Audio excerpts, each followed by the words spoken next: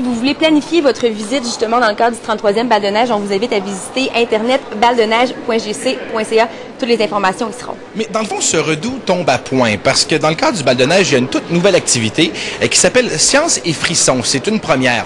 Ce sont 5 instituts de recherche canadiens qui ont uni leurs forces, si vous le voulez. Question de divertir par l'apprentissage.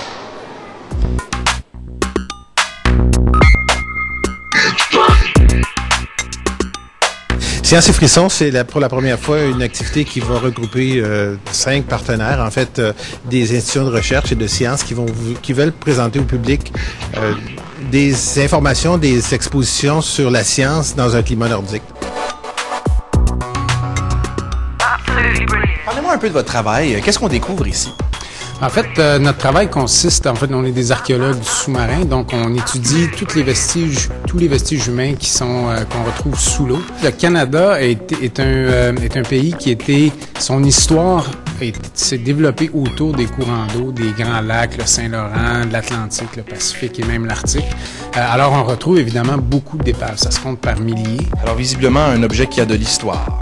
Oui, définitivement, c'est une roue de gouvernail d'un bateau qui s'appelle le Breadalbane, qui a été perdu dans l'Arctique en 1853. Ça a pris une bonne quinzaine d'années avant qu'on détermine comment attaquer le traitement de conservation parce que c'était très complexe et ensuite ça a pris une autre dizaine d'années à traiter cet objet. Une fois qu'on a trouvé, ensuite pour documenter ces épaves-là, on peut utiliser des caméras manipulées par les plongeurs ou des caméras qui sont à l'intérieur de petits robots submersibles comme on démontre ici, comme on va le démontrer au cours du week-end.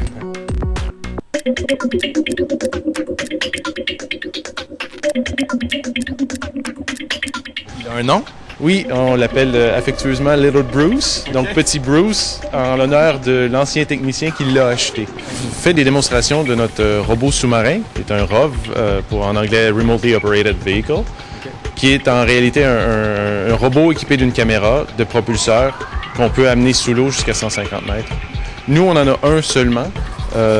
C'est déjà beaucoup parce que c'est un appareil qui coûte 45 000 $, donc c'est une bonne partie d'un budget, mais c'est indispensable pour les sites qui sont trop profonds pour la plongée ou les sites qui sont trop dangereux ou trop loin, qu'on peut se déplacer à gauche, à droite, en avant, en arrière.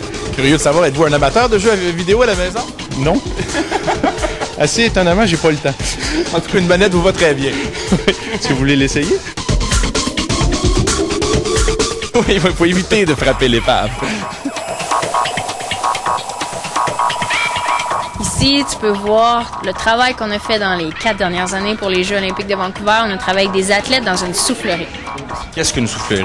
Soufflerie, c'est un endroit où est-ce qu'on va recréer un écoulement d'air sur les athlètes pour savoir c'est quoi la résistance d'air qu'ils ont sur eux qui les empêche d'avancer, puis comment on peut la diminuer, cette résistance-là, pour qu'ils aillent plus vite puis qu'ils gagnent des médailles. Les meilleurs de chaque sport viennent en soufflerie. Puis, ils s'installent dans les positions de base qu'ils sont habitués d'utiliser. Et puis là, ils font des petits ajustements. Qu'est-ce que ça fait si je change la position de ma main? Si je descends mon tronc un peu? Qu'est-ce qui va faire que je peux aller plus rapidement?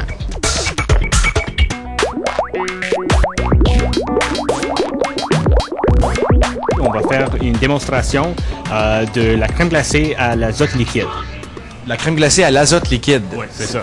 Premièrement, ça utilise que des ingrédients de base. Alors, c'est que du crème, du sucre, du saveur, soit artificiel ou naturel, et un peu d'eau peut-être.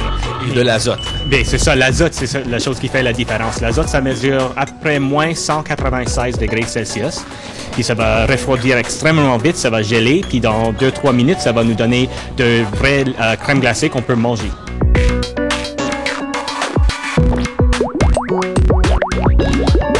Honnêtement, je pense que je l'ai. Ça sera-tu, ça? Non.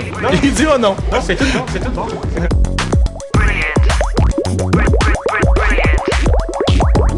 Je sens plus mon pouce, c'est-tu normal? Alors, la saveur qu'on va faire, c'est du caramel écossaise avec des petits morceaux du barre de chocolat Score. C'est très bon. C'est très bon. Mais félicitations. Merci beaucoup. Ah, merci.